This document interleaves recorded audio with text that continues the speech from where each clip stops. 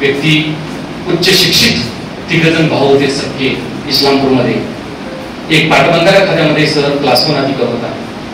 एक वीज मंडळामध्ये कनिष्ठ सहाय्यक इंजिनियर होता आणि एक जण LIC मध्ये मॅनेजर होता. 3 भाऊ. आई म्हातारी आहे, थकलेली आहे आणि ती म्हातारी आपल्या थोरल्या मुलाकडे राहत होती जे पाटबंधारा खात्यामध्ये क्लास 1 अधिकारी होते.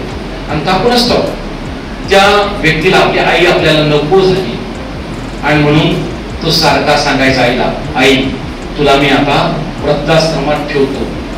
आई रडायची घरातल्या आसपासच्या घरी जाऊन आणि म्हणायची, सांगा की माझ्या लेकाला, माझ्या पोराला, त्याला मी हाताचा पाळणा करून लहानाचं मोठं केलंय, माझे पतिराज निघून गेलेत आणि माझं वय आता 80 आहे आणि तो म्हणतोय तुला वृद्धाश्रमात ठेवणार, तुम्ही सांगा ना. मी काही नाही, मी फक्त पोहत्या वाजते, सकाळी एक चपाती खाते, रात्री अर्धी भाकरी खाते, तरी मला लोक म्हणतोय तुला वृद्धाश्रमात ठेवणार. मुलगा ऐकायला तयार नव्हता. मुलाने त्याला आईला उचललं. त्या दोघांना फोन केले.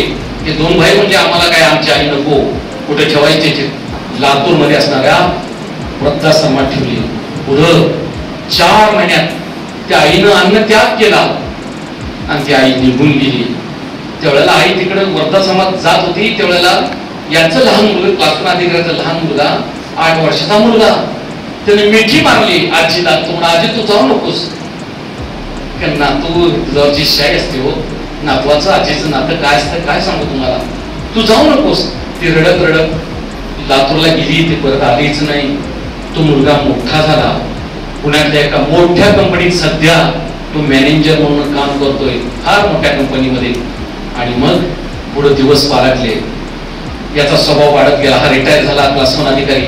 आईला तिकडे वारली, तिकडे गेला पण नाही. याची बायको याच्या वैतागानं सोडून या मुलाकडे पुण्यात येऊन राहिली. या क्लास 1 इकडे राहिल्यानंतर मुलगा मोठा झाला आणि इकडे आई इकडे राहिल्यानंतर पुन्हा काही दिवसानं तो बाप मुलाकडे आला. बाप दारात आल्यानंतर मुलग्यानं बापाला दारात नाही घेतलं. मुलगा एक वाक्य बोलला, तुम्ही तुमच्या आईला सांभाळ नाही बाबा, आता मी तुम्हाला नाही सांभाळणार. त्यावेळेस खाड तिचं डोळं उघडलं. त्याला आत नाही घेतलं. तो सातारला गेला. सातारच्या वृद्धाश्रमात त्यानं स्वतःला तिथं होऊन घेतलं. पॅरालिसिस झाला आणि पुढं त्याचं निधन झालं. त्यानं त्या पुण्यातल्या मुलाला आजीला सांभाळला नाही म्हणून वडिलांना तो बघायला सुद्धा गेला नाही. त्याने चेक पाठवून दिला आणि सांगितलं, जे काही क्रियाकर्म आहेत ना ते तुम्ही उरकून घ्या, मला याला वेळ नाही. मला सांगायचं आहे, कर्माचा सिद्धांत आहे माझ्या दिदीनो दादानो, जे तुम्ही पेराल तेच पुढं आयुष्यात उगवेल. तुम्हाला हाच संदेश द्यायचा आहे. असे 1-2 वेळचं मला भान म्हणजे मला वेळ अपुरी आहे.